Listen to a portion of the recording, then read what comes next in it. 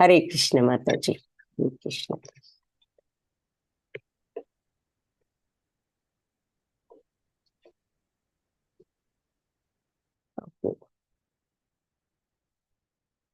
పద్నాలుగవ అధ్యాయము. ఓం అజ్ఞానతిమిరాంధస్య జ్ఞానాంజనశలాకయా చక్షురున్మిళితం येन తస్మై శ్రీ గురవే నమః. నమో ఓం విష్ణుపాదాయ కృష్ణప్రేష్ఠాయ భూతలే శ్రీమతే భక్తి వేదాంత స్వామి ఇతి నామినే. నమస్తే సరస్వతి దేవి గౌరవాణి ప్రచారిణే నిర్విశేష శూన్యవాది పాశ్చాత్య దేశధారిణే. हे कृष्णा करुणा सिंधो दीनबंधो जगत्पते गोपेश गोपिका कांता राधा कांता नमोस्तुते. तप्त कांचन गौरांगी राधे वृंदावनेश्वरी वृषभानुसुते देवी प्रणमामि हरिप्रिये. जय श्री कृष्ण चैतन्य प्रभु नित्यानंद श्री अद्वैत गदाधर श्रीवासादि गौर भक्त वृंद. हरे कृष्णा कृष्ण कृष्ण हरे हरे हरे राम राम राम हरे हरे. हरे कृष्ण. భక్తులందరికీ 14వ అధ్యాయము గుణత్రయ విభాగ యోగము అంటే ప్రకృతి త్రిగుణములు అంటే 3 గుణాల గురించి చూస్తూ వచ్చాము. సత్వరజస్తమో గుణాలని. ఇవి ఏమిటో ఇంకొంచెం వివరంగా ఈ అధ్యాయంలో కొన్ని విషయాలు చూద్దాం. మొట్టమొదటగా భగవాను వాచతో ప్రారంభం. గుణత్రయ విభాగ యోగం. శ్రీ భగవాను వాచ పరం భూయ ప్రవక్ష్యామి జ్ఞానానాం జ్ఞానముత్తమం యజ్ఞాత్వా మునయః సర్వే పరాం సిద్ధిమితో గతా. పరం భూయ అంటే దివ్యమైనటువంటి ఇది భూయ తిరిగి ప్రవక్ష్యామి చెప్తాను. ఏది? జ్ఞానానాం జ్ఞానముత్తమం, జ్ఞానాలన్నిటిలోకి ఉత్తమమైన ఈ దివ్యమైన జ్ఞానాన్ని మరలా ఇంకొకసారి నీకు చెప్తాను. యజ్ఞాత్వా ఇది తెలుసుకుని మునయః సర్వే మునులంతా కూడా పరాం సిద్ధిం ఎంతో పరమసిద్ధత్వాన్ని ఇతోగత పొందారు అని చెప్పి చెప్తున్నారు ఈ శ్లోకంలో భగవంతుడు. నెక్స్ట్, ఇదం జ్ఞానముపశ్రిత్య మమ సాధర్మ్యమాగతాః సర్గేపి నోపజాయంతే ప్రళయేన వ్యధంతి చే. సో ఈ జ్ఞానాన్ని ఆశ్రయించి వాళ్ళంతా కూడా మమ సాధర్మ్యం అంటే నా యొక్క ఆశ్రయాన్నే నన్నే ఆగత నా దగ్గరికే వస్తారు. ఈ జ్ఞానాన్ని ఆశ్రయించిన వాళ్ళు నా దగ్గరకు వస్తారు, నన్ను చేరుకుంటారు. సర్గేపినో అంటే సృష్టి సమయంలో ఉపజాయంతే వాళ్ళు మళ్ళీ జన్మించరు. ప్రళయ సమయంలో నా వ్యధంతి వ్యధ చెందరు. చ అంటే మరియు. సో సృష్టి సమయంలో మళ్ళీ జన్మించరు మరియు ప్రళయ సమయంలో వ్యధ చెందరు. అంటే ఏమిటి? జననం ఉండదు, వాళ్ళకి మరణం ఉండదు. అంటే వాళ్ళు మోక్షాన్ని సాధించిన వాళ్ళు. ఎందుకు? నన్ను ఆశ్రయించారు, నన్ను చేరుకున్నారు కాబట్టి. ఎలా చేరుకున్నారు? ఈ జ్ఞానాన్ని ఆశ్రయించి నన్ను వాళ్ళు చేరుకున్నారు. ఈ విధంగా వాళ్ళు సృష్టి సమయంలో మళ్ళీ జన్మించరు, ప్రళయ సమయంలో నాశనం కారు అని చెప్పి చెప్తున్నారు. మమయో నిర్మహద్ బ్రహ్మ తస్మిన్ గర్భం దధామ్యహం సంభవ సర్వభూతానాం తతో భవతి భారతః. సో భరత కుమార, భారత, బ్రహ్మము అని పిలువబడేటటువంటి మహత్తత్వం మమయో నిర్మహద్ బ్రహ్మ. సో బ్రహ్మము అని పిలువబడే ఈ మహత్తత్వం తస్మిన్ గర్భం దదామ్యహం. సో అన్ని ప్రాణుల జన్మలను సాధ్యం చేసే విధంగా అంటే సంభవ సర్వభూతానాం అన్నారు కదా. అంటే అన్ని జీవరాశులను సంభవింపజేసేటట్లుగా అంటే పుట్టించి వాళ్ళని ఇక్కడ ఉంచేటట్లుగా సాధ్యం చేసే విధంగా నేను తస్మిన్ గర్భం దదామ్యహం ఈ బ్రహ్మ అనేటటువంటి మహత్తత్వంలో బీజ ప్రదానం చేస్తాను అని చెప్పి చెప్తున్నారు. సో బ్రహ్మం అనే మహత్తత్వమే అసలు పుట్టుకకు కారణం.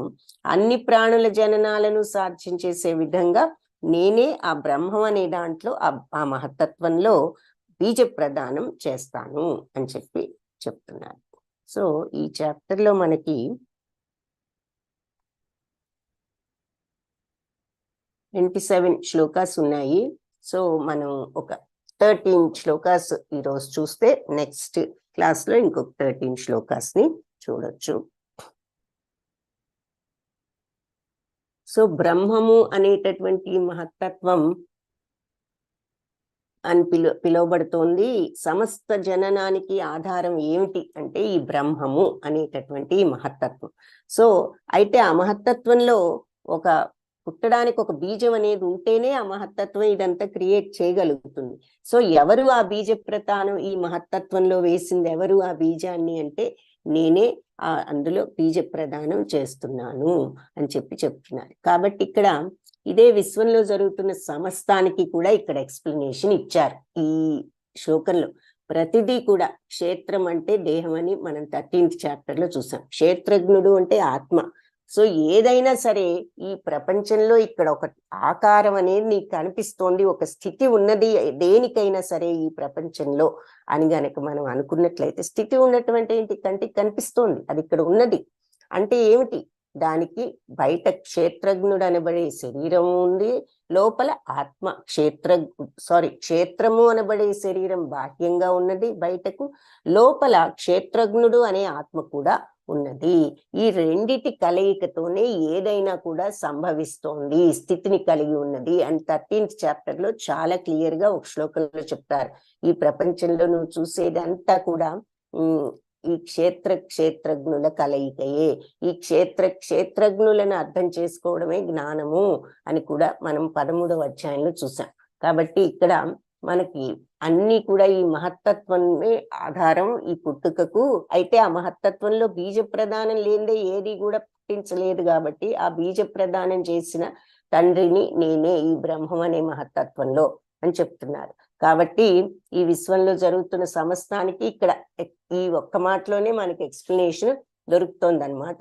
సో క్షేత్రజ్ఞుల కలయికతోనే ఏదైనా కూడా ఒక రూపాన్ని పొందుతోంది. కాబట్టి ఇలాంటి ప్రకృతి ఆత్మల కలయికే భగవంతుడి వల్లనే సాధ్యం అవుతుంది. సో క్షేత్రము అంటే ఈ బయటికి కనిపించే క్షేత్రము పంచభూతాలతో తయారైందని చెప్పారు. పంచభూతాలు ఏమిటి, ప్రకృతిలో భాగమే. మరి భూమి, అగ్ని, నీరు, ఆకాశం, వాయువు. సో ఇది ప్రకృతి ఆత్మల యొక్క కలయిక. ఏదైనా సరే, మనిషి శరీరము ఆత్మైనా, జంతు శరీరం ఆత్మైనా, పక్షి శరీరము ఆత్మైనా, చెట్టు శరీరము ఆత్మైనా, ఏదైనా సరే ఇది ఆ ప్రకృతి మరియు ఆత్మల యొక్క కలయికయే.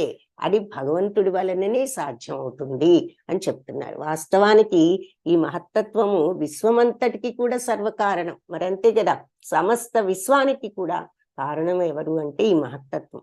మరి ఈ మహత్తత్వం ఏమిటి అంటే త్రిగుణ పూర్ణమైనది. ఇది త్రిగుణత్వంతో ఉన్న మహత్తత్వం. త్రిగుణత్వం అంటే ఈ సత్వ రజస్తమో గుణాలతో కూడుకుని ఉన్నదన్నమాట ఈ మహత్తత్వం. కాబట్టి దీన్నే బ్రహ్మము అని కూడా కొన్నిసార్లు చెప్తూ ఉంటారు. దానిలోనే భగవంతుడు బీజ ప్రదానం చేస్తే అసంఖ్యాకమైన విశ్వాలు ఉత్పత్తి అవుతూ ఉంటాయి. అలాంటి మహత్తత్వం ముండకోపనిషత్తులో ఈ బ్రహ్మము అని చెప్పి వర్ణింపబడింది. సో ఈ బ్రహ్మం నుంచే అసంఖ్యాకమైన విశ్వాలు వస్తూ ఉంటాయి. అయితే భగవంతుడు బీజ ప్రదానం చేస్తే ఈ అసంఖ్యాక విశ్వాలు ఈ బ్రహ్మం నుంచి ఉత్పత్తి అవుతూ ఉంటాయి. కాబట్టి ఈ బ్రహ్మం ఎలాంటిది అంటే త్రిగుణ పూర్ణమైనది, అంటే సత్వరజస్తమో గుణాలతో కూడి ఉన్నది. ఇలాంటి మహత్తత్వాన్నే మరి ఈ ముండకోపనిషత్తులో బ్రహ్మం అని చెప్పి వర్ణించారు. తస్మాత్ ఏతద్ బ్రహ్మ నామ రూపమన్నం చ జాయతే. అలాంటి బ్రహ్మన్నందు భగవంతుడు జీవులను బీజ రూపంలో ఉంచుతాడు అని చెప్పి ముండకోపనిషత్తులో చెప్పారనమాట. భూమి, జలము, అగ్ని, వాయువు మొదలుగా గల 24 మూలకములన్నీ కూడా భౌతిక శక్తిగా పరిగణింపబడతాయి. అంటే పంచభూతాలన్నీ కూడా భౌతిక శక్తిగా పరిగణింపబడతాయి.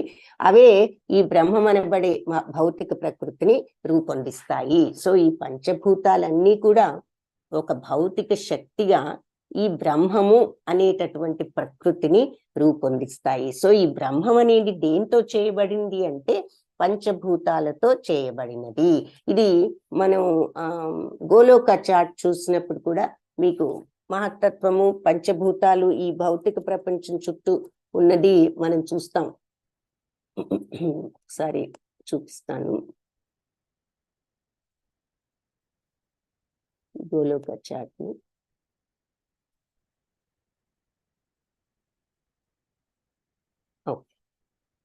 సో ఈ గోలోక చార్ట్ లో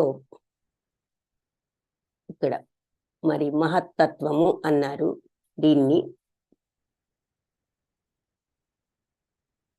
అనిపిస్తుంది కదా, మహత్తత్వం అంటే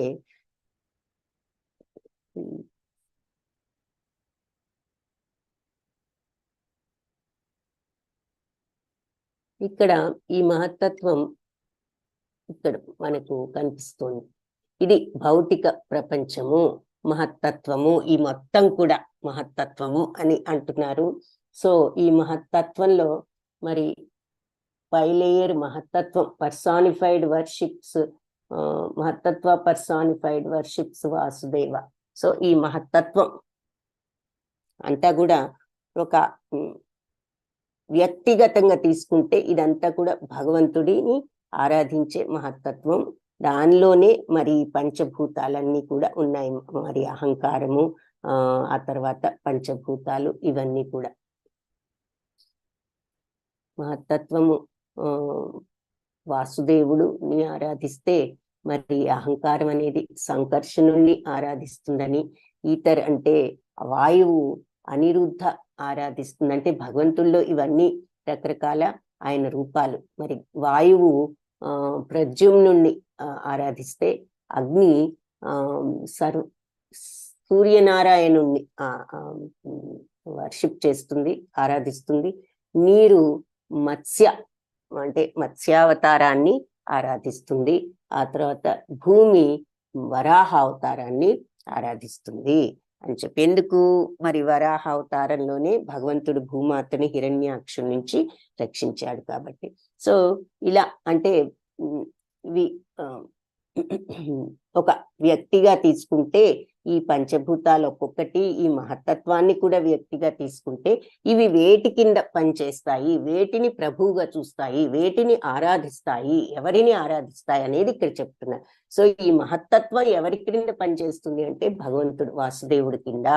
సో ఈ బ్రహ్మము అనేటటువంటి ఈ మహత్తత్వము మరి వాసుదేవుడి కింద ఉన్నది. సో ఈ మొత్తము కూడా భౌతిక ప్రకృతే మహత్తత్వము అంటున్నారు. దీంట్లో ఇదంతా కూడా వాసుదేవుడి డైరెక్షన్ లో ఉందని మనం ఇంకొక శ్లోకంలో కూడా చూస్తాం.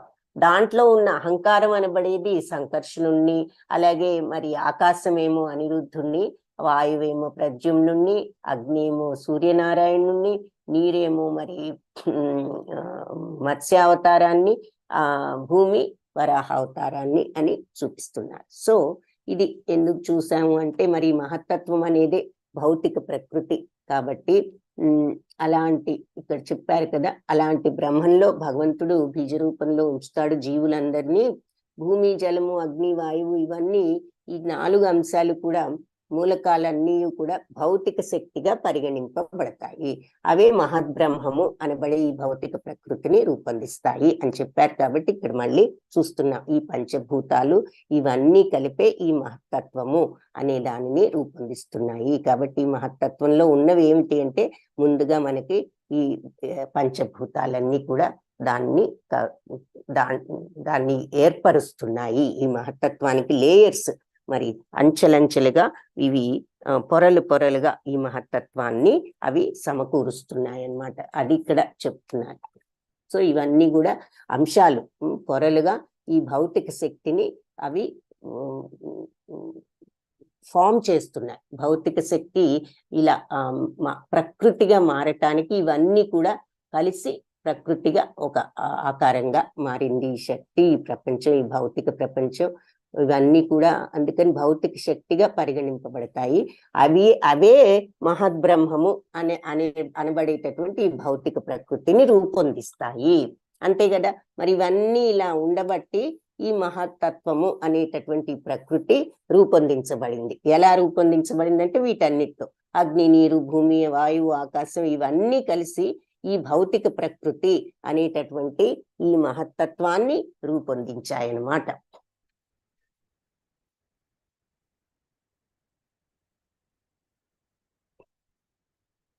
సప్తమాధ్యాయంలో చెప్పారు, దీనికి పరమైన దివ్యమైన ప్రకృతియే జీవుడు.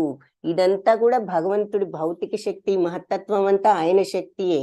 అయితే దీనికంటే పరమైన దివ్యమైన ప్రకృతి జీవుడు అని చెప్పారు. మనం 7th చాప్టర్ లో చూసాం. సో భగవంతుడి సంకల్పంతో ఈ భౌతిక ప్రకృతిలో ఉన్నత ప్రకృతి మిశ్రణం కావించబడుతుంది. కాబట్టి ఈ కనపడే భౌతిక ప్రకృతి అంతా కొంచెం తక్కువ శక్తి. ఇందులోనే మరి అహంకారము, మనసు, బుద్ధి ఇవన్నీ చూసాం కదా. అందుకే మహత్తత్వంలోనే అహంకారం అంటే నేను అనబడే అహంకారం గాని, మరి పంచభూతాలు ఇవన్నీ కూడా ఇమిడి ఉన్నాయి. దీనికంటే కూడా ఇంకా పరమైన, ఇంకా ఉన్నతమైన శక్తి భగవంతుడిది ఉన్నది. అది కూడా ఇందులో మిశ్రమమై ఉన్నది ఈ భౌతిక ప్రకృతిలో. తదనంతరం అది ఏమిటి అంటే జీవ రూపంలో, చైతన్య రూపంలో భగవంతుడు అంతటా కూడా వ్యాపించి ఉన్న భగవంతుడి చైతన్య శక్తి. ఆయన చైతన్యం లేనిది ఇదేది కూడా పనిచేయదు. కాబట్టి చైతన్య రూపంలో ఉన్న భగవత్ శక్తి ఇంకా కూడా దీనికంటే ఉన్నతమైన భగవంతుడి శక్తి అని చెప్తున్నారు. 7th చాప్టర్లోనే అది చూసాం. సో భగవంతుడి సంకల్పంతో ఈ భౌతిక ప్రకృతిలో ఈ ఉన్నత ప్రకృతి మిశ్రణం అవుతుంది, కలిసిపోతుంది.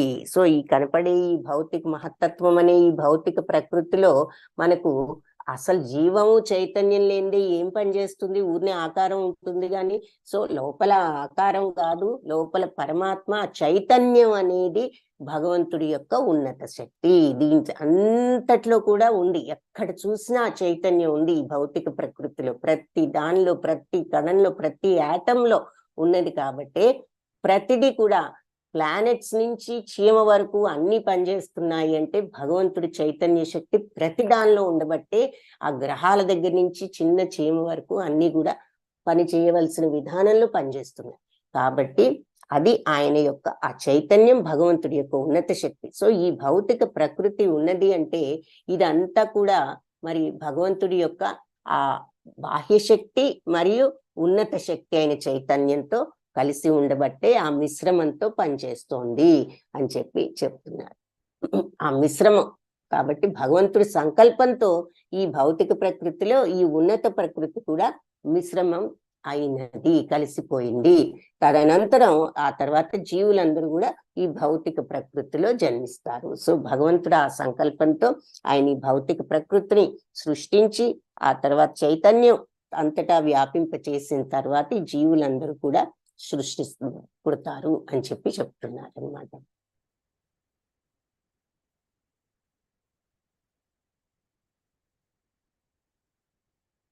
భౌతిక ప్రకృతి మరి జీవుల జన్మకు కారణం కాదు, భగవంతుడి చేతనే నిజానికి ఆ బీజం అనేది ఇచ్చారు. కాబట్టి ప్రకృతి జీవులను పుట్టిస్తోంది అని అనుకోవడం కాదు. నిజానికి మహత్తత్వంలో నుంచి పుడుతున్నారు, కానీ ఆ బీజం ఎక్కడి నుంచి వచ్చింది? బీజం భగవంతుడి సంకల్పంతో ఆయన వేయబట్టి, ఆ చైతన్యాన్ని ఆయన ఇవ్వబట్టి వచ్చింది. కాబట్టి ఇదేదో భౌతిక ప్రకృతిలో పుడుతున్నారు, ప్రకృతి పుట్టిస్తోంది అన్నది కాదు.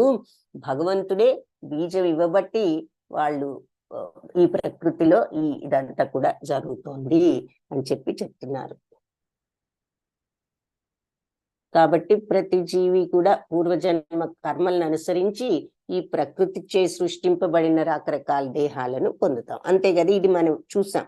సో ఈ భౌతిక ప్రకృతిలో మన యొక్క పూర్వజన్మ కర్మలను బట్టి మనకు ఒక శరీరం, ఏ శరీరం రావాలి అనేది మన కర్మలను అనుసరించి ఉంటుంది. తద్వారా కర్మానుసారంగా ఆ దేహాల్లో సుఖించటమో దుఃఖించటమో చేస్తూ ఉన్నాము. ఎందుకు మనం సుఖపడుతున్నామంటే పూర్వజన్మ ఫలమే, దుఃఖిస్తున్నాము, బాధలు పడుతున్నాము అంటే అది మన పూర్వజన్మ కర్మ ఫలమే.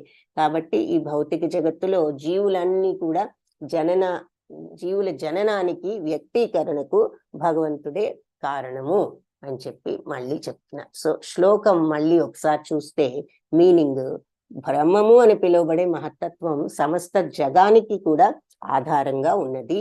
ఈ సర్వజీవుల జన్మలు కూడా సంభవింపజేసేటట్లు నేను ఆ బీజంలో, ఆ బ్రహ్మంలో బీజ ప్రదానం చేస్తున్నా. సో ఇదంతా బ్రహ్మం. ఈ బ్రహ్మము అనబడే ఈ మహత్తత్వం, ఇదే బ్రహ్మం, ఇదే అన్నిటికీ కూడా ఆధారం సమస్త జీవులకు. అయితే ఆధారం కానీ బీజం లేనిదే ఆధారంగా ఉన్న ఏం చేస్తుంది, ఎవరిని సృష్టిస్తుంది. కాబట్టి ఈ బ్రహ్మంలో ఆ బీజ ప్రదానం చేసేది నేనే అని ఈ శ్లోకాలు చెప్తున్నారనమాట. సో క్లియర్ గా మనకు ఏ మహత్తత్వం అయినా ఏదైనా భగవంతుడి బీజ ప్రదానం లేనిది ఏది లేదన్నది ఇక్కడ మనకి కంప్లీట్ గా ఈ శ్లోకం ద్వారా అర్థమవుతుంది. సర్వయోనిషు కౌంతేయ మూర్తయ సంభవంతియ తాసాం బ్రహ్మ మహద్యోనిర్ అహం బీజ ప్రదపిత. సో సర్వయోనిషు కౌంతేయ, కౌంతేయ సర్వజీవుల సముదాయము కూడా మూర్తయ సంభవంతియ. సో ఈ రూపాలన్నీ కూడా సంభవింపజేసేటట్లు మరి తాసాం బ్రహ్మ మహద్యోని అంటే వాటన్నిటికీ కూడా ఈ దివ్యమైన గొప్ప జన్మ, ఈ మూలం అహం అంటే వీటన్నిటికీ దివ్యత్వాన్ని, ఈ జన్మను ఇచ్చింది అహం, నేనే, బీజప్రద పిత, వాటికి బీజ ప్రదానం చేసిన తండ్రిని అని చెప్తున్నారనమాట. సర్వజీవ సముదాయము భౌతిక ప్రకృతిలో జన్మించడం చేతనే సృష్టించబడుతోంది. అంతే కదా, జీవులు ఉన్నారు అంటే ఎందుకున్నాం మనం ఇక్కడ? మనం ఇక్కడ సృష్టించబడ్డాం కాబట్టి ఉన్నాం. సో ఈ భౌతిక ప్రకృతిలో పుట్టాం కాబట్టి ఇక్కడ ఉన్నాం. సో అన్ని కూడా భౌతిక ప్రకృతిలో పుట్టడం వల్లే ఇక్కడ సృష్టింపబడుతున్నాయి. అయితే వాటికి బీజ ప్రదాత అయిన తండ్రిని మాత్రం నేనేనని అర్థం చేసుకో అని చెప్పి ఈ శ్లోకంలో కూడా మళ్ళీ చెప్తున్నారు. సో భగవంతుడు అన్ని జీవులకు కూడా తండ్రి, ఆది జనకుడు అని ఈ శ్లోకంలో మరి స్పష్టంగా చెప్పారు కదా. నేనే వాటికి బీజ ప్రదాతనైన తండ్రిని. సో ఏ రకంగా అయినా ఇక్కడ పుట్టాము అంటే దానికి కారణం ఎవరు అంటే భగవంతుడే బీజ ప్రదానము అని చెప్పి చెప్తున్నారు క్లియర్ గా. వాళ్ళు భౌతిక ప్రకృతి, ఆధ్యాత్మిక ప్రకృతి యొక్క సంయోగం లాంటి వాళ్ళం. ఈ పుట్టిన వాళ్ళం అందరం కూడా కాంబినేషన్ ఆఫ్ దిస్ భౌతిక ప్రకృతి, ఆధ్యాత్మిక ప్రకృతి. అంటే ఈ జీవులు ఈ లోకంలోనే కాకుండా ప్రతి లోకంలోనూ ఉన్నారు ఇలాంటి జీవులు.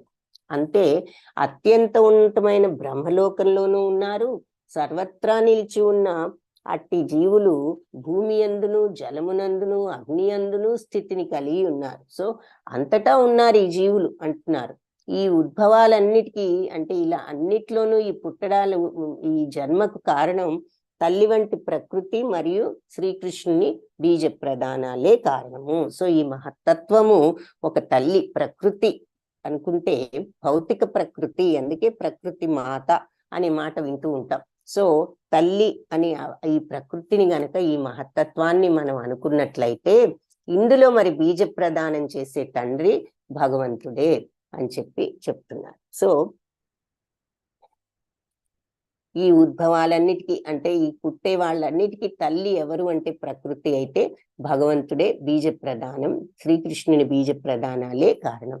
సారాంశం ఏమిటి అంటే ఫైనల్ గా సృష్టి సమయంలో వాళ్ళ పూర్వ కర్మలను అనుసరించి రకరకాల రూపాలను పొందే ఈ జీవులు భౌతిక ప్రకృతి గర్భంలో బీజ రూపంలో ఉంచబడతారు. సో ఈ సృష్టి జరిగేటప్పుడు ఏం జరుగుతుంది అంటే వాళ్ళ యొక్క పూర్వకర్మల అనుసరించి, పూర్వకర్మల ప్రకారం ఎవరికి ఏ కర్మలు ఉన్నాయో దానికి తగ్గ ఆకారం అంటే దానికి తగ్గ జన్మ వాళ్లకు వస్తుంది. ఆ జన్మతో వాళ్ళు భౌతిక ప్రకృతి గర్భంలో ఉంచబడతారు బీజ రూపంలో అని చెప్పి చెప్తున్నారు. మనిషి అవ్వచ్చు, పక్షి అవ్వచ్చు, జంతువు అవ్వచ్చు, చెట్టు అవ్వచ్చు, ఏదైనా అవ్వచ్చు. మన యొక్క పూర్వజన్మ ఫలితాలను బట్టి, కర్మలను బట్టి ఆ రూపంలో ఆ బీజ ప్రదానం జరుగుతుంది సృష్టి సమయంలో అని చెప్పి చెప్తున్నారు.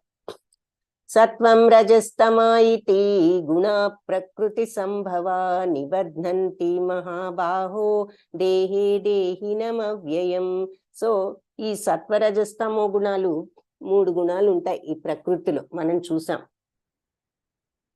ప్రకృతి సంభవ, ఇవి ప్రకృతి నుంచి పుట్టాయి. సో ఈ ప్రకృతిలో మనం చూసే ఈ మహత్తత్వము అని ఈ కంప్లీట్ ప్రకృతి అంతా కూడా ఈ సత్వ రజస్తమో గుణాలు ఉన్నాయి. అవి సత్వ రజస్తమో గుణాల పూర్ణాలు అని ముందే చూసాం.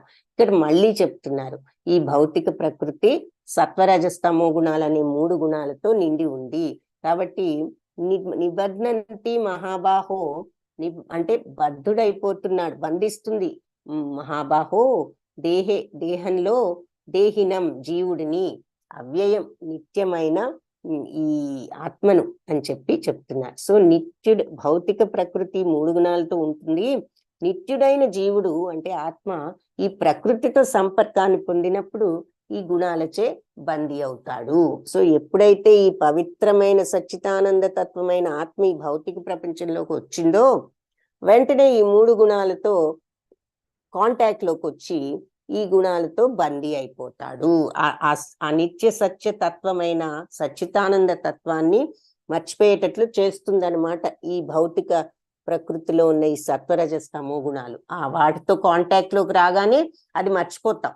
సో బందీ అయిపోతున్నాం ఈ సత్వరజస్తమో గుణాలకు అని చెప్పి చెప్తున్నారు భగవంతుడు ఈ శ్లోకంలో క్లియర్ గా. అంత సచ్చిదానంద తత్వమైన ఆత్మ ఈ భౌతిక ప్రకృతిలోకి రాగానే ఈ ప్రకృతిలో ఉన్న సత్వరజస్తమో గుణాలతో కాంటాక్ట్ లోకి వచ్చేసి తన యొక్క సచ్చిదానంద తత్వాన్ని మర్చిపోయి బందీ అయిపోతున్నాడు ఈ గుణాలకు అని చెప్పి చెప్తున్నారు. సో న్యాయానికి జీవుడు ప్రకృతితో ఎలాంటి సంబంధము లేనివాడు, అయినా కూడా భౌతిక జగత్తులోకి వచ్చేసరికి బంధితుడు అయిపోతున్నాడు బంధితుడు అయిపోవడం వలన ఈ ప్రకృతి త్రిగుణాలన్నిటినీ అనుసరించి ప్రవర్తిస్తూ ఉంటాడు. నిజంగా మరి జీవుడు ఎలాంటి సంబంధము లేనివాడు ప్రకృతితో, అతను మరి సచ్చిదానంద తత్వం. కానీ ఈ భౌతిక ప్రకృతిలోకి వచ్చేసరికి ఇక్కడ జీవుడు అంటే ఆత్మ మరి ఏమవుతోంది, బంధితుడైపోయి మర్చిపోయి ఆత్మతత్వాన్ని ఈ భౌతిక ప్రకృతి త్రిగుణాలను అనుసరించి అలా ప్రవర్తిస్తున్నాం. మనం ఆత్మతత్వాన్ని మర్చిపోయి ఈ త్రిగుణాల ప్రకారం మనం ప్రవర్తిస్తున్నాం. కాబట్టి ఈ ప్రకృతి త్రిగుణాలను అనుసరించి ఈ దేహాలన్నీ ఉన్నాయి కాబట్టి ఆ గుణాలను అనుసరించే ప్రవర్తించాల్సి వస్తుంది. ఇలాంటి ప్రవర్తనే మరి మనకి సుఖ దుఃఖాలకు కారణం అవుతోంది. ఈ ప్రకృతి త్రిగుణాలైన సత్వరజస్తమో గుణాల వలననే మనం ఆ గుణాల ప్రకారం యాక్ట్ చేస్తున్నాం కాబట్టి, వ్యవహరిస్తున్నాం కాబట్టి ఆ గుణాల వల్లే మనం ఈ సుఖ దుఃఖాలు అనే ఫీలింగ్స్ ని ఎక్స్పీరియన్స్ చేస్తున్నాము ఈ త్రిగుణాల వలననే.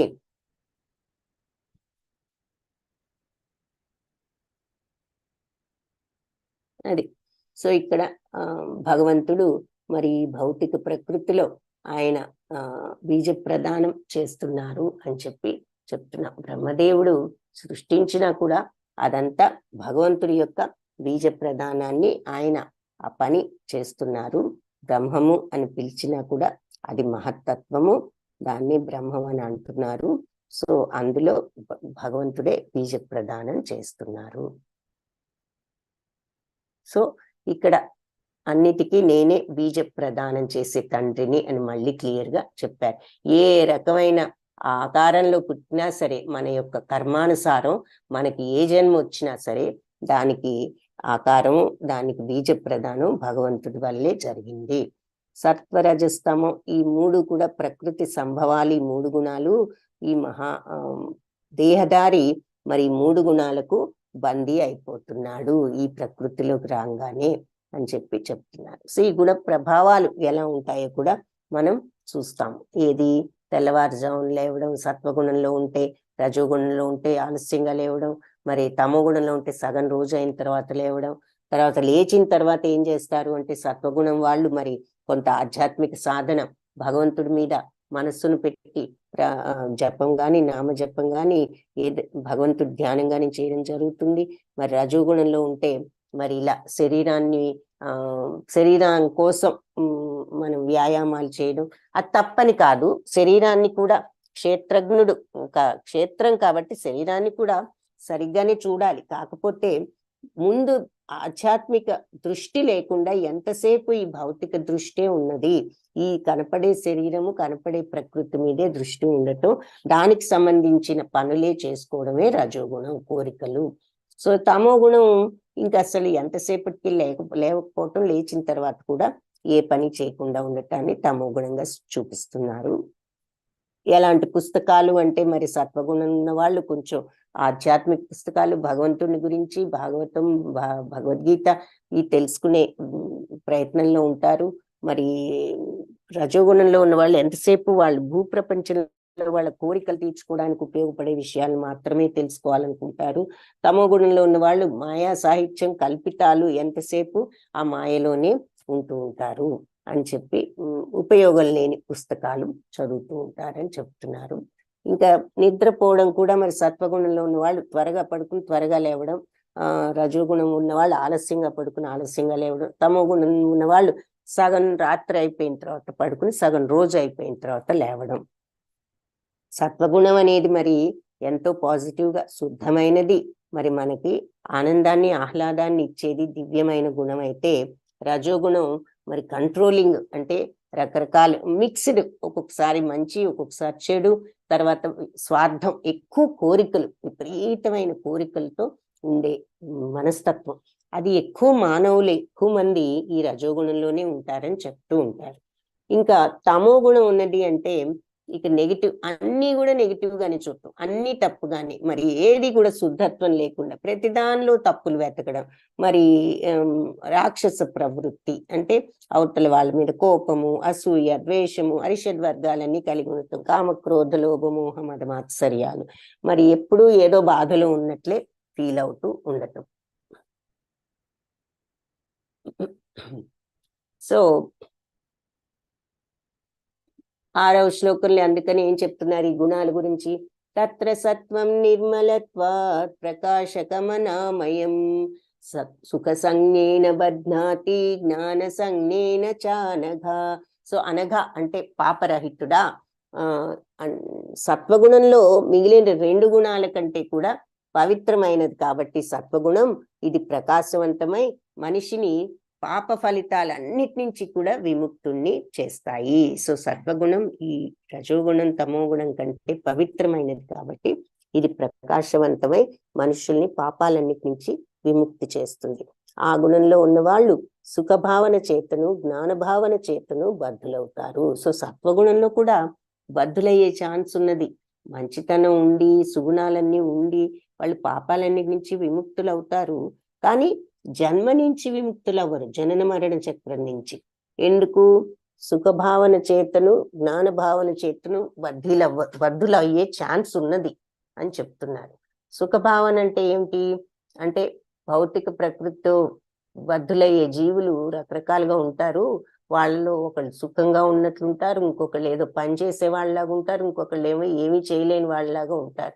సో మన మనస్సుకు సంబంధించిన భావాలే ప్రకృతిలో ఈ జీవుల బద్ధ స్థితికి కారణాలు అవుతున్నాయి. సో ఈ జీవులు ఏ రకంగా అయితే వివిధ రకాలుగా బంధితులు అవుతున్నారో మనకి ఈ అధ్యాయంలో వివరించారు. రకరకాల మెంటాలిటీస్ తో బందీలం అవుతున్నాం మనం. ఏది మంచితనంలోనూ బందీలం అవుతున్నాం, మరి పనులు చేస్తూ రజోగుణంలో ఉంటూ బందీలం అవుతున్నాం కోరికలతో, మరి తమో గుణంలోనేమో ఏది లేకుండా అజ్ఞానంతో బందీలం అవుతున్నాం. సో ఎలా బందీలం అవుతున్నామో రకరకాలుగా ఈ అన్ని రకాల గుణాలలో మనకి అధ్యాయంలో చెప్తున్నారు. సో ఇలాంటి బంధాల్లో మొట్టమొదటిగా ఇక్కడ సత్వగుణాన్ని చూద్దాం. ఈ సత్వగుణం అలవర్చుకోవడం ద్వారా మనిషి మరి ఇతర గుణాల కంటే బుద్ధిమంతులు ఈ సత్వగుణం ఉన్నవాళ్ళు. మరి అంతే కదా, మంచితనం ఉంది. అయితే సత్వగుణాభివృద్ధి యొక్క ఫలితం ఇదే. ఈ విధంగా సత్వగుణాన్ని ఎవరైతే వృద్ధి చేసుకుంటారో ఈ భౌతిక ప్రపంచంలో కష్టాలతో వాళ్ళు అంతగా ప్రభావితులు కారు. మంచి గుణం ఉన్నవాళ్ళు అంటే వాళ్ళు అంతగా కష్టాల పాలు అవ్వరు. అంతేకాకుండా అలాంటి వాళ్ళు జ్ఞానం పొందాలనే భావన కూడా ఉంటుంది వాళ్ళకి. సో మరి అంతే కదా, సత్వగుణం అంటే మంచితనం, మంచి అలవాట్లు. వాళ్ళు ఎక్కువగా ఎప్పుడు కూడా కష్టము అనే ఫీలింగ్ లో లేకుండా ఎప్పుడు ప్రశాంతంగా ఉంటారు, జ్ఞానాన్ని పొందాలనే భావనతోనూ ఉంటారు. అలాంటి సత్వగుణం ఉన్న వాళ్ళకు ఉదాహరణ బ్రాహ్మణుడు. ఇక్కడ బ్రాహ్మణుడు అనగానే పుట్టుకతో బ్రాహ్మణుడు అని కాదు అర్థం. ఇది చాలా ఇంపార్టెంట్ పాయింట్. ఈ గుణాలు, ఇటువంటి మెంటాలిటీ ఉన్నవాడు బ్రాహ్మణుడు అని చెప్తున్నారు. ఎవరైతే మరి ఇలా ఎప్పుడు ప్రశాంతతతో ఉంటూ ఉంటారు, అన్నిట్లో మంచిని చూస్తూ జ్ఞానాన్ని పొందాలి అనేటటువంటి కోరికతో ఉంటారు, వాళ్ళు బ్రాహ్మణులు. కాబట్టి బ్రాహ్మణుడైన వాడు సత్వగుణంలోనే స్థితుడై ఉండాలి, అతనే బ్రాహ్మణుడు. సత్వగుణంలో సుఖభావనకు మనిషి తను దాదాపు సర్వ పాపాల నుంచి ముక్తిని పొంది ఉన్నాడు అనే అవగాహనే కారణము. సో సత్వగుణంలో ఉన్న తృప్తికి, ఆ సంతోషానికి, నేను మంచి మార్గంలో ఉన్నాను అనేటటువంటి ఒక తృప్తికి కారణం ఏమిటి? పాపాలన్నిటి నుంచి నేను విముక్తిని పొంది ఉంటాను ఈ మార్గంలో ఉన్నప్పుడు అని వాళ్లకు అవగాహన ఉండటమే ఆ సుఖభావనకు కారణం.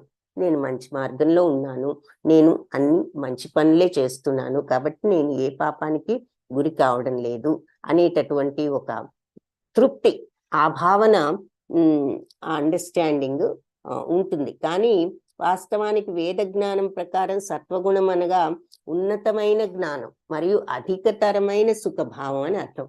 సో ఇక్కడ నేను మంచి స్వభావంలో ఉన్నాను, నేను మంచి పనులు చేస్తున్నాను, నాకు పాపాలు అన్ని కూడా కడిగి వేయబడతాయి అని కొంచెం ఆ తృప్తితో, అంటే అక్కడెక్కడో స్లైట్ అహంకారం ఉంది. ఈజీ భాషలో చెప్పుకోవాలంటే దీని అర్థం ఏమిటి అంటే, నేను చేస్తున్నాను, నేను మంచివాణ్ణి, నేను సరి అయిన పద్ధతిలో ఉన్నాను అని అనుకోవటం కూడా బద్ధత్వమే. మరి ఎక్కడో స్వైట్ అహంకారం ఉంది. కానీ నిజానికి అసలు వేద జ్ఞానం ప్రకారం నిజమైన సత్వగుణం ఏమిటి అంటే ఆ ఉన్నతమైన జ్ఞానం, ఆ అధికమైన సుఖభావం. అంటే ఈ భావం కూడా లేకుండా ఆటోమేటిక్ గా మనం ఆ మంచి మార్గంలో ఉండటం, నేనేదో మంచి మార్గంలో ఉన్నాననే ఫీలింగ్ వదిలిపెట్టి నీ సహజ స్వభావమే అలా ఉండాలన్నమాట. That should be your nature. అది నీకు సహజంగా రావాలి ఆ మంచితనం. నేనేదో ఉంటున్నానని అనుకోకుండా అదే నీ సహజ తత్వంగా నువ్వు ఉండాలి.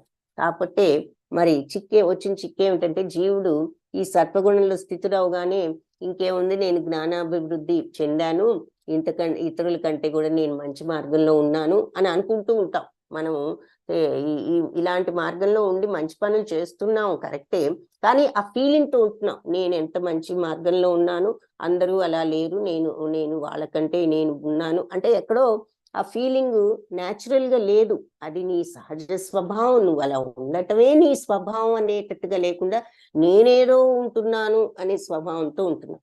ఈ రకంగా బద్ధుడవుతాడు అని చెప్తున్నాను. నేనే అందరికంటే బెటర్, మంచి మార్గంలో ఉంటున్నాను, చాలా మంది కంటే నేను బెటర్ ఇలా అనుకుంటూ.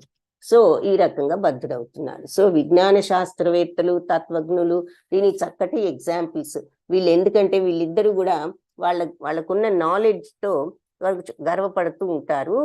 అలాగే వాళ్ళ పరిస్థితులను మెరుగుపరుచుకుని ఉంటారు. కాబట్టి భౌతిక సుఖాన్ని అనుభవిస్తున్నాము అనేటటువంటి భావన, అంటే మనం ఇలాంటి జ్ఞానంలో ఉండబట్టే మనకి ఎప్పుడు మనసు తృప్తిగా శాంతిగా ఉంటున్నాము, మరి మనం ఇలా ఆధ్యాత్మిక మార్గంలో ఉండబట్టి అని అనుకుంటూ ఉంటారు.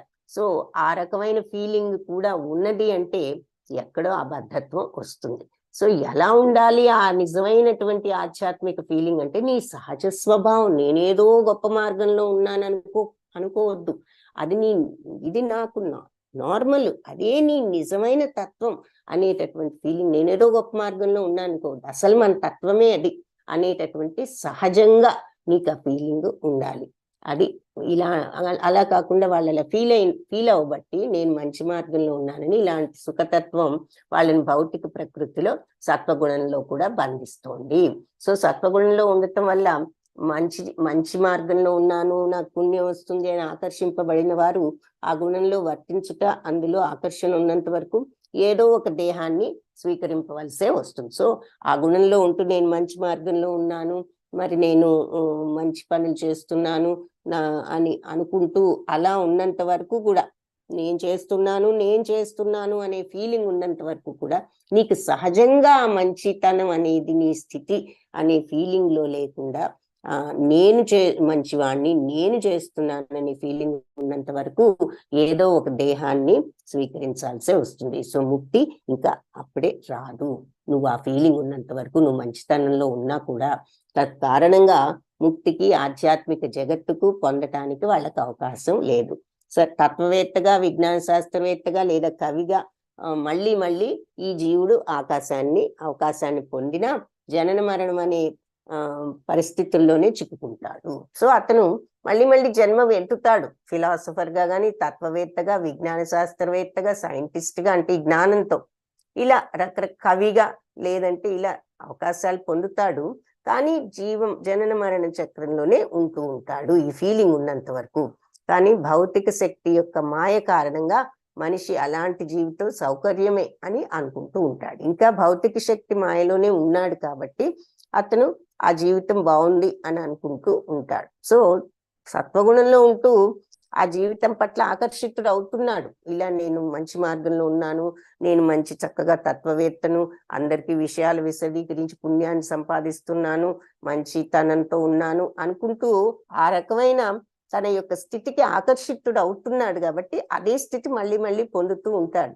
కానీ ఎప్పుడైతే ఇందులో నాదేముంది, అసలు ఇది సహజంగా నేను ఉండవలసిన పరిస్థితే, ఇది సహజము, ఆటోమేటిక్, న్యాచురల్, నాకు ఇది నేనేదో ఉంటున్నాను చేస్తున్నాను అని అనుకోకుండా ఈ తత్వమే నిజమైన తత్వము అని ఆ తత్వంలోనే నిమగ్నమైన వాడు అప్పుడు గాని అది శుద్ధ సత్వంలోకి వెళ్ళదు. సో సత్వగుణంలో కూడా ఈ రకంగా అనుకుంటున్నంత వరకు ఈ మంచితనంలో ఉన్నాను, మంచి మార్గంలో ఉన్నాను, నేను మంచి ఆధ్యాత్మిక సాధనలో ఉన్నాను అనుకుంటూ ఒకలాంటి సుఖాన్ని అనుభవిస్తున్నప్పుడు ఆ మార్గం పట్ల ఆకర్షితులై అలాంటి జన్మలే మళ్ళీ పొందుతూ ఉంటారు అని చెప్తున్నారు.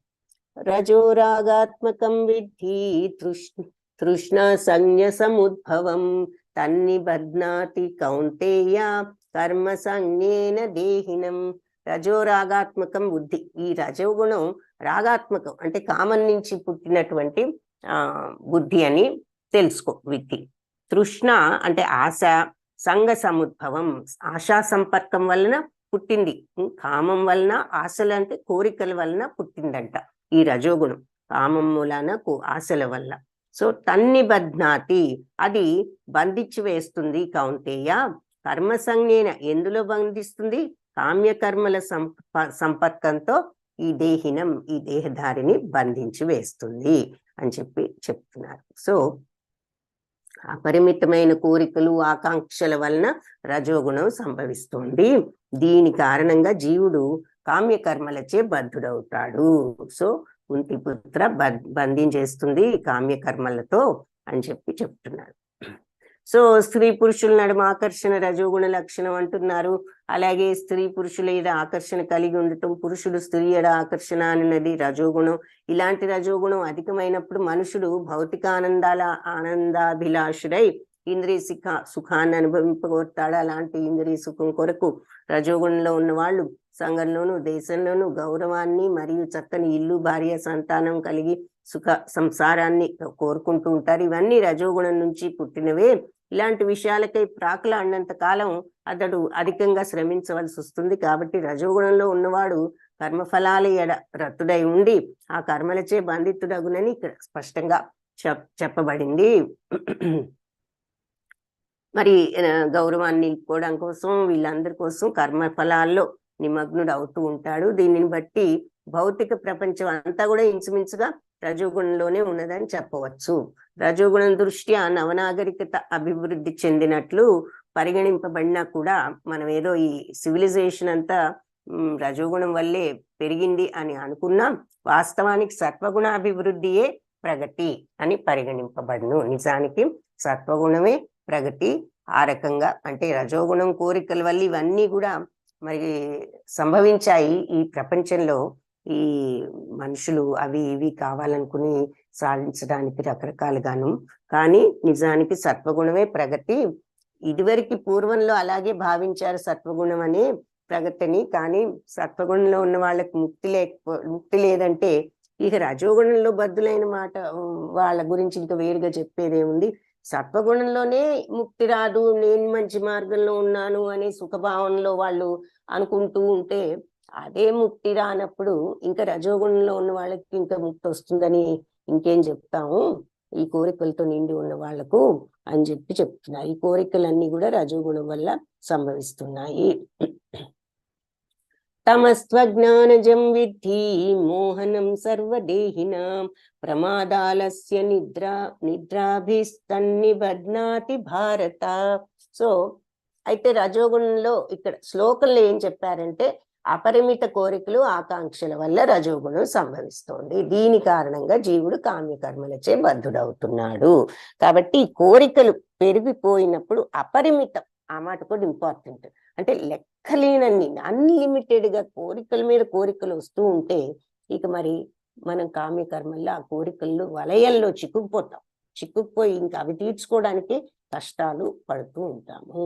ఇంకా అప్పుడు మరి ఇంకా మనకి బద్ధులం అవ్వక వాటికి ఆటోమేటిక్ గా సర్వెంట్స్ అయిపోయాం, బద్ధులం అయిపోయాం. ఇంకా మనకు ముక్తి అనేది ఆ కోరికల వలయంలో చిక్కుకున్నప్పుడు ఎలా వస్తుంది? అలాగే తమస్త్వజ్ఞానజం విద్ధి మోహనం సర్వదేహినాం ప్రమాదాలస్య నిద్రాభీస్తన్నిబధ్నాతి భారత. కాబట్టి అజ్ఞానం వల్ల పుట్టినటువంటి ఈ తమో గుణం అజ్ఞానజం విద్ధి, అజ్ఞానం వల్ల పుట్టిందని తెలుసుకో. మోహనం సర్వదేహిన, భ్రాంతికరం, దేహదారులందరినీ కూడా భ్రాంతిలో పెట్టేస్తుంది. ప్రమాదాలస్య అంటే బుద్ధిహీనత, ప్రమాద అంటే బుద్ధిహీనత, ఆలస్య అంటే సోమరితనం, నిద్రాభి అంటే మరియు నిద్ర, తత్ అది నిబధ్నాతి బంధించి వేస్తుంది భరతవంశీయుడ. సో అజ్ఞానం వలన పుట్టిన ఈ తమో గుణం దేహదారులందరికీ మోహ కారణం అని తెలుసుకో. భ్రాంతిలో పెట్టడం అంటే వాళ్ళని మోహానికి గురి చేస్తుంది. జీవుణ్ణి బంధించేటటువంటి బుద్ధిహీనత, సోమరితనము, మరి నిద్ర, వీటన్నిటితో అది మనుషుల్ని ఈ తమో గుణం ఈ రకమైనటువంటి ఫలితాలు ఇస్తోంది. వాళ్ళకి అజ్ఞానం వల్ల మోహంలో పెట్టి వాళ్లకు బుద్ధిహీనతను, సోమరితనాన్ని, నిద్ర అనేవి ఈ తమో గుణపు ఫలితాలు అని చెప్పి చెప్తున్నారు. ఇక్కడ ఈ శ్లోకంలో తు అనే మాట ఒకటి వాడారు. ఏది? తమస్తు అజ్ఞానజం. సో కానీ అని చెప్పేసి తమో గుణము, కానీ తమో గుణము అజ్ఞానం వలన పుట్టినది. ఈ తు అంటే కానీ అని, ఈ తు అనే ప్రత్యేక పదం ఇంపార్టెంట్ అంటున్నారు. ఎందుకు? జీవుడికి తమో గుణం ఒక అత్యంత విచిత్ర లక్షణం అని తెలియజేయటమే దాని భావన. ఇదొక విచిత్రమైన లక్షణం అన్నమాట. నిజానికి తమో గుణం సత్వగుణానికి సంపూర్ణంగా ఆపోజిట్. తమో గుణం సత్వగుణంలో జ్ఞానాభివృద్ధి కారణంగా మనిషి ఏది ఎలాగుంటుందో తెలుసుకుంటూ ఉంటాడు జ్ఞానం వల్ల. తమో గుణంలో దానికి వ్యతిరేక ఫలాలు పొందుతూ ఉంటాడు. సత్వగుణంలోనేమో జ్ఞానం తెచ్చుకుని ఏది ఎలా ఉండాలో ఏమిటో తెలుసుకుంటాడు. తమో గుణంలో కరెక్ట్ గా దానికి ఆపోజిట్. అంటే తమో గుణంలో ఉన్నవాడు బుద్ధిహీనత కలిగి ఉన్నందువల్ల ఏది ఎలాంటిదో కూడా తెలియదు. సో ఆ కారణంగా ప్రగతికి బదులు పతనం చెందుతాడు. అలాంటి తమో గుణాన్ని వేదవాంగ్మయంలో ఏమన్నారు? వస్తుయాధ్యాత్మ జ్ఞాన వరకం విపర్య యజ్ఞాన జనకం తమహ అని నిర్వచించారు. అంటే ఏమిటి? అజ్ఞాన కారణంగా మనిషి దేనిని కూడా యథాతథంగా అర్థం చేసుకోలేడు. మరి అంతే కదా, అజ్ఞానం ఉన్నప్పుడు దేన్ని కూడా మనం కరెక్ట్ గా అండర్స్టాండ్ చేసుకోలేం. ఎగ్జాంపుల్, ఉదాహరణకి ప్రతి ఒక్కళ్ళు కూడా తన తాత మరణించినాడని, నేను మరణిస్తానని, మానవుడు మరణించే స్వభావం కలవాడని మన అందరికీ తెలుసు. మన ముసలి వాళ్ళు, మన తాతలు ముత్తాతలు పోయారు, ఎప్పటికోప్పటికి మనము మరణిస్తాము. ఈ మనుషులు జన్మ ఎత్తిన తర్వాత మరణించే స్వభావం ఉన్నది మనకు అని అందరికీ తెలుసు. అలాగే అతని సంతానం కూడా మరణిస్తూ ఉంటారు. అంటే మరణము అనేది మరి అనివార్యము, అది తప్పనిసరి. అయినప్పటికీ కూడా మరి మనం నిత్యమైన ఆత్మను పట్టించుకోకుండా రాత్రింబవళ్ళు కష్టపడుతూ వేరేగా ఈ ధనాన్ని కూడబెట్టాలని చూస్తూ ఉంటాం. ఇది ఏది పర్మనెంట్ కాదు, అందరం పోయే వాళ్ళమే అని తెలిసి కూడా ఇలా ప్రాకులాడుతూ ఉంటాము. ఇదే బుద్ధిహీనత అని అంటున్నారు. ఇలాంటి బుద్ధిహీనత, మూర్ఖత్వం కారణంగానే మరి ఆధ్యాత్మిక ప్రగతి మీద కూడా మనకి ఇంట్రెస్ట్ ఉండట్లా. ఎందుకు? ఈ భౌతిక ప్రపంచంలో ఈ సంపాదన మీద, ఈ సుఖాల మీద, వీటి మీదే కాన్సన్ట్రేట్ చేస్తూ ఉంటున్నాం. కానీ మరి అసలు నిత్యమైనదేది, ఇది ఏది పర్మనెంట్ కాదు, మనం కాదు, మన తల్లిదండ్రులు కాదు, పిల్లలు కాదు, ఎవరూ ఉండరు. ఎవరైనా చివరికి పోవలసిన వాళ్ళే. నిత్యమైనది ఏమిటి అనేటటువంటి ఆధ్యాత్మిక తృష్ణ మనకు ఉండటం లేదు, ఆ కోరిక. సో అలా ప్రగతి, ఇట్లాంటి వాళ్ళ ఆధ్యాత్మిక ప్రగతి మీద విముఖత, ఇంట్రెస్ట్ ఉండటం లేదు. అలా అతి సోమరులై ఉంటున్నారు. ఆధ్యాత్మిక అవగాహనకై ఒకవేళ ఎవరైనా సత్సంగంకి వెళ్దాము అలాగూ అని ఆహ్వానించినా కూడా ఇంట్రెస్ట్ చూపించరు.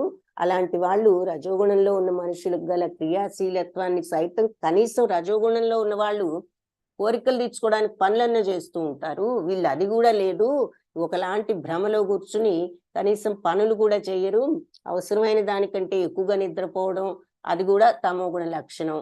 మరి అసలు సామాన్యంగా మనిషికి 6 గంటలు నిద్ర చాలు అంటున్నారు ఇక్కడ ప్రభుపాద. కానీ తమోగుణంలో ఉన్నవాడు రోజు కనీసం 10-12 గంటలు పడుకుంటూ ఉంటాడు. అలాంటి వాడు మరి ఎప్పుడు కూడా ఏదో చింతలోనే ఉంటూ మత్తు పదార్థాలకు నిద్రకు అలవాటు పడి ఉంటారు. ఇవే తమోగుణంతో బద్ధుడైన మనుషుల యొక్క లక్షణాలు అని భాష్యంలో చెప్తున్నారు. శ్లోకంలో మీనింగ్ ఏమిటి అంటే, అజ్ఞానం వల్ల పుట్టింది ఈ తమోగుణం. ఇది ఎప్పుడు మనుషులకి మోహ కారణమే. ఈ తమోగుణం ఉన్నది అంటే ఆ మోహ కారణంతో ఏం చేస్తూ ఉంటారు? బుద్ధిహీనతలో, సోమరితనంలో, నిద్రలో ఈ వాళ్ళు మునిగి ఉంటారు. ఈ తమోగుణ ఫలితాలు అవన్నమాట. ఈ అజ్ఞానంతో ఎప్పుడు వాళ్ళు బుద్ధిహీనత, సోమరితనం, నిద్ర అనే వాటిల్లో ఉంటారు. సత్వం సుఖే సంజయతి రజః కర్మణి భారత, జ్ఞానమావృత్యుతు తమః ప్రమాదే సంజయచ్యుత. సో సత్వగుణం మనుషుల్ని సుఖాలలో బంధిస్తుంది. సంజయతి అంటే బంధించటం. సత్వం సుఖంలో బంధిస్తుంది. రజః కర్మణి భారత, రజోగుణమేమో కర్మలయందు, సకామ కర్మలయందు బంధిస్తుంది. భరత వంశస్థుడా. జ్ఞానమావృత్యుతు అంటే జ్ఞానాన్ని ఆవహించి తు కానీ తమోగుణం ప్రమాదే అంటే బుద్ధిహీనతను సంజయతి బంధించును ఉత అని చెప్పబడింది అంటున్నారు. అంటే సత్వగుణం మనిషిని సౌఖ్యంలో బంధిస్తుంది, రజోగుణం అతనిని కామ్యకర్మల్లో బంధిస్తుంది, తమోగుణమేమో జ్ఞానాన్ని కప్పివేయడం ద్వారా బుద్ధిహీనతలో బంధిస్తుంది అని చెప్తున్నారు. సో అది ఇక్కడ మనకి మీనింగ్ అన్నమాట.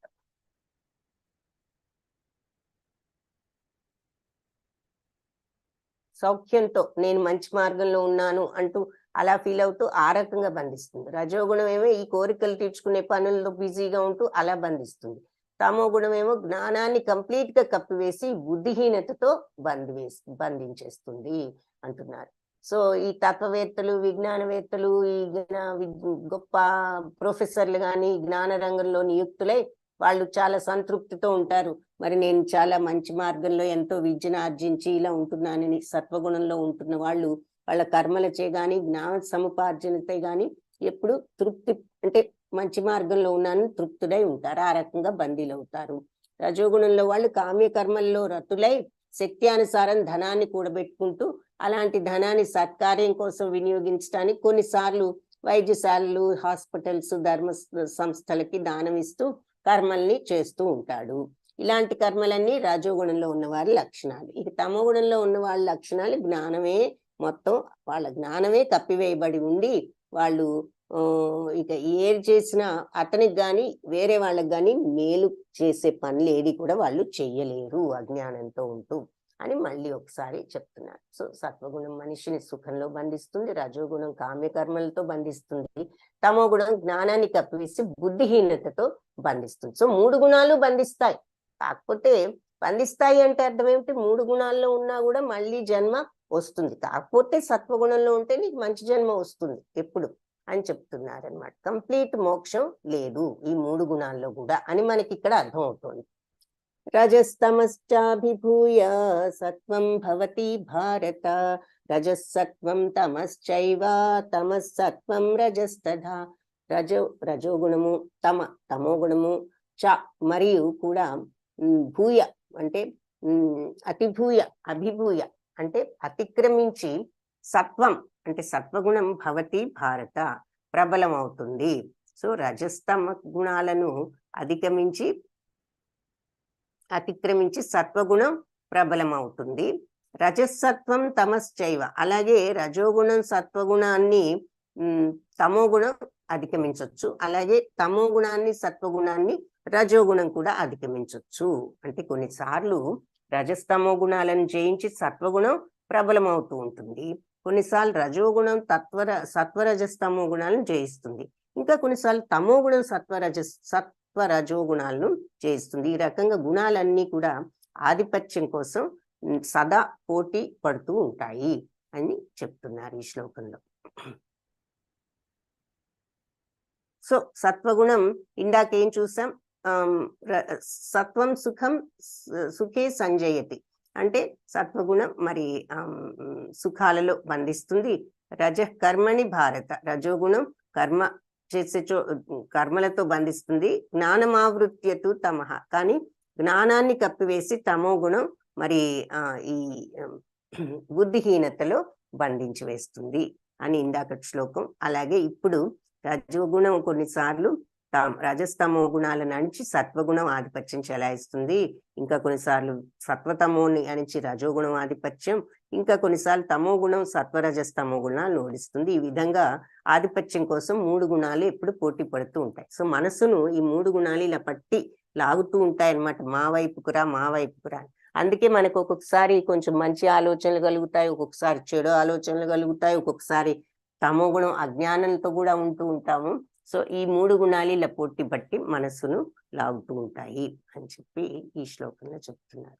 సర్వద్వారేషు దేహేస్మిన్ ప్రకాశ ఉపజాయతే జ్ఞానం యదా తదా విద్యాత్ వివృద్ధం సత్వమిచ్యుత. అన్ని దేహంలో ఉన్న సర్వద్వారాలు అన్ని ద్వారాలు ప్రకాశవంతమైనప్పుడు జ్ఞానం యదా తదా విద్యాత్ వివృద్ధం సత్యమిచ్యుత. సో సత్వగుణం యొక్క ప్రకటితం అని తెలుసుకో. ఎప్పుడైతే దేహంలో ఉన్న ద్వారాలన్నీ జ్ఞానంతో ప్రకాశవంతమవుతాయో అది సత్వగుణం యొక్క ప్రకటితము అని చెప్పి చెప్తున్నారు. సో సర్వద్వారేషు దేహేస్మిన్, ఈ దేహంలో ఉన్న సర్వద్వారాలు ప్రకాశ ఉపజాయతే, ఎప్పుడైతే ప్రకాశం అభివృద్ధి చెందుతుందో, జ్ఞానం యదా జ్ఞానం ఎప్పుడైతే పెరుగుతుందో, వివృద్ధం వృద్ధి చెందుతుందో అప్పుడు తెలుసుకో ఈ సత్వం ఇచ్చుట సత్వగుణం అని చెప్పి తెలుసుకో. సో దేహద్వారాలన్నీ ప్రకాశవంతమైనప్పుడు సత్వగుణం యొక్క వ్యక్తీకరణ అనుభవంలోకి వస్తుంది. జ్ఞానం ఎప్పుడు పెరుగుతుందో అప్పుడు సత్వగుణం అభివృద్ధి చెందబడింది అని అర్థము అని చెప్తున్నాడు.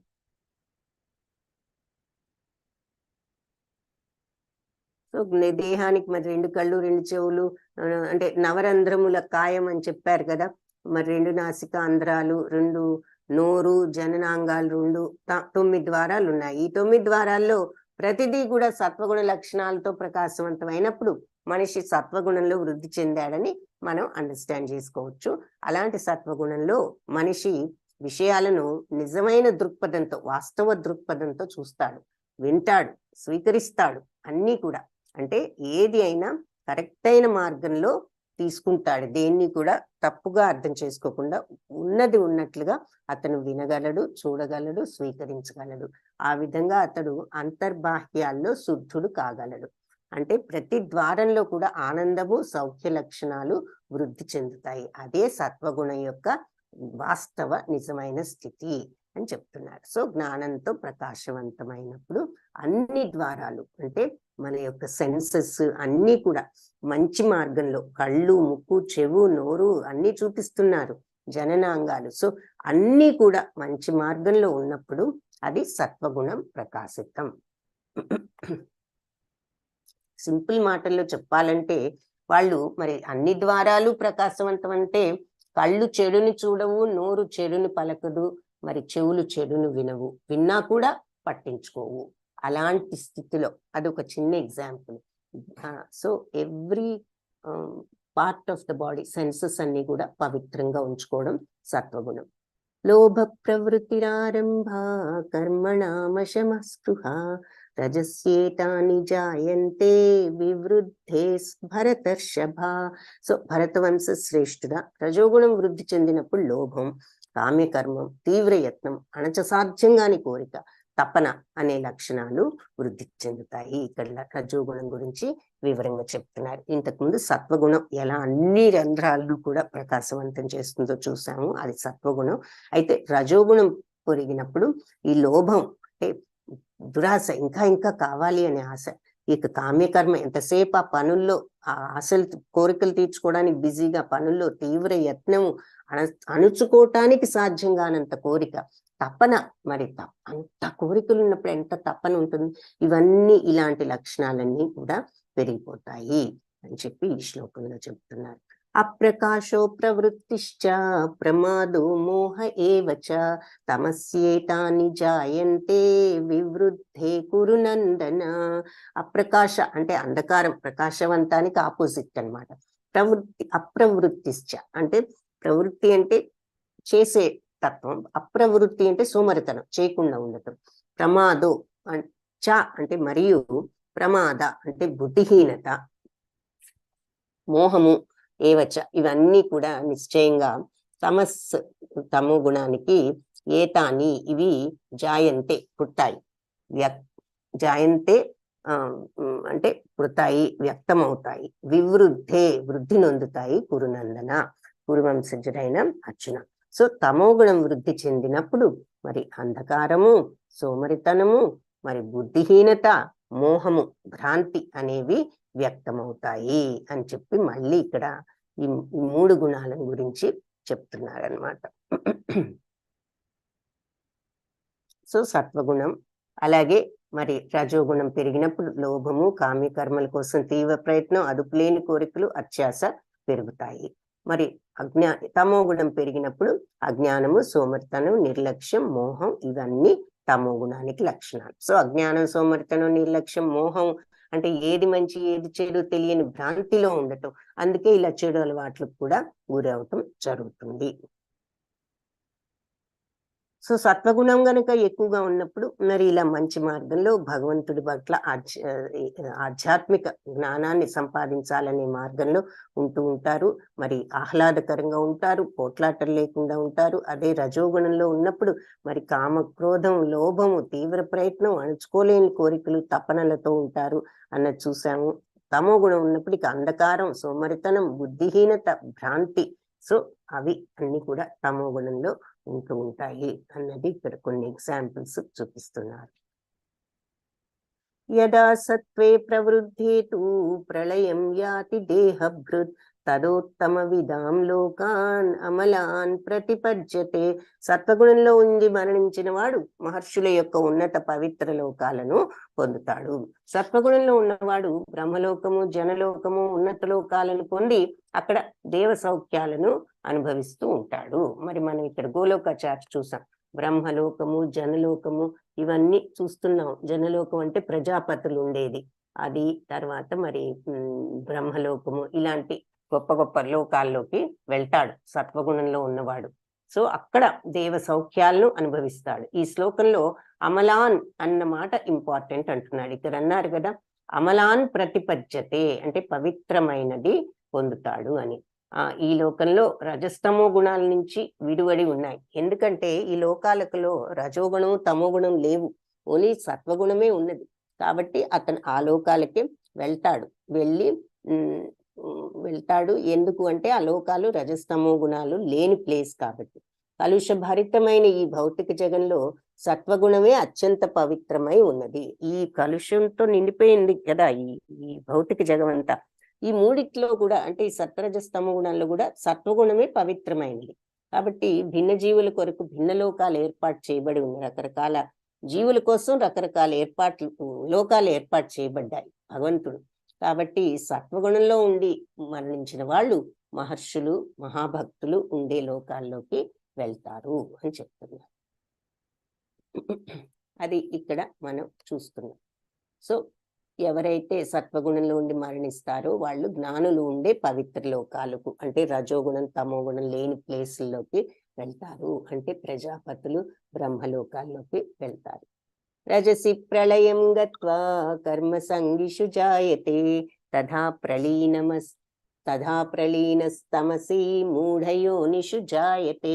మనిషి రజోగుణం ప్రధానంగా ఉంటూ మరణించినప్పుడు పనులతో ప్రేరేపణ చెందే చోట జన్మిస్తాడు.